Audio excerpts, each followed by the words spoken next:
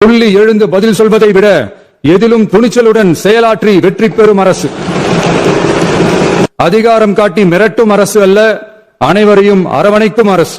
இந்த அரசை சிறுபான்மை அரசு போல யாரும் நினைத்தால் நாங்களே சொல்கிறோம், இது சிறுபான்மை அரசுதான்.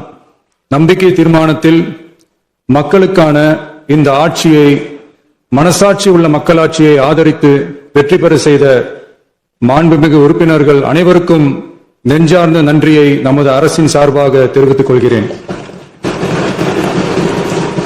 நடைபெற்று முடிந்த சட்டமன்ற தேர்தலில் எந்த அணியும் இல்லாமல் தனி அணியாக, தனி சிறப்புமிக்க அணியாக, மக்கள் அணியாக, மக்களை விரும்பும் அணியாக, மக்கள் விரும்பும் அணியாக களம் காண்டோம்.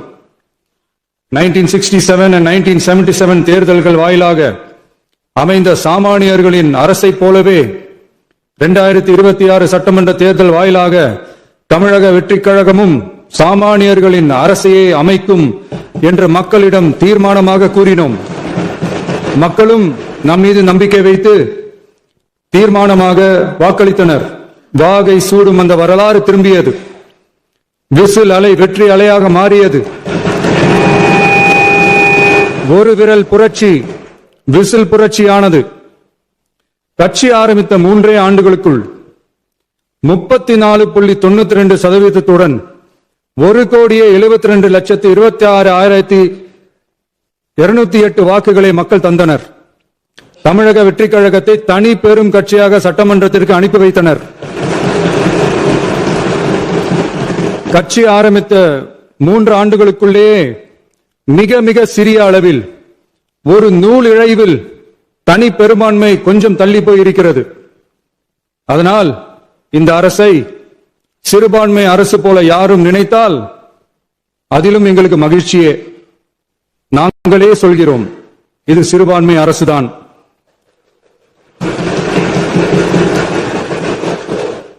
சிறுபான்மை மக்களுக்கான பாதுகாப்பை உண்மையாக நிலைநாட்டும் அரசுதான்.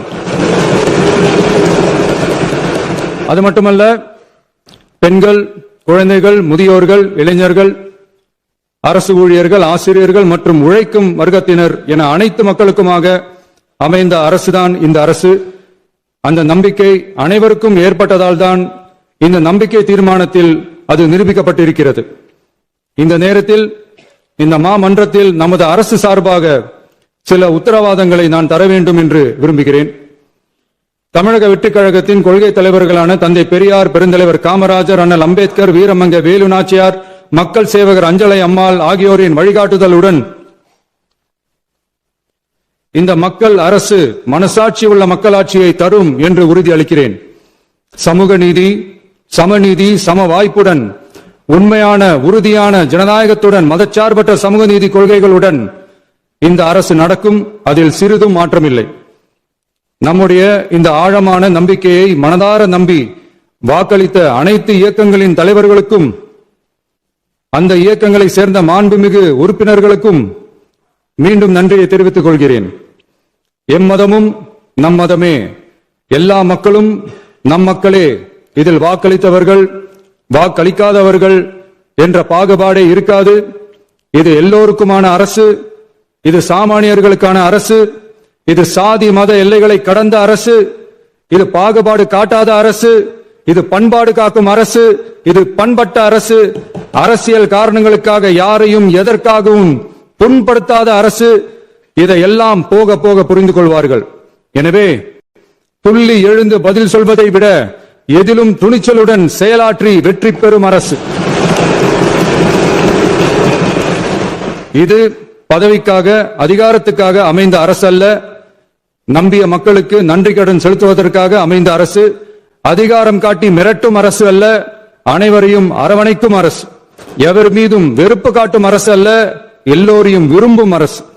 மக்களே முக்கியம், மக்கள் நலன் மட்டுமே முக்கியம். அதுவே எங்கள் ஒரே நிலைப்பாடு. எனவே மனசாட்சி உள்ள மக்களாட்சிக்கு ஆதரவளித்த அனைவருக்கும் மீண்டும் என்னுடைய நன்றியை தெரிவித்துக் கொள்கிறேன்.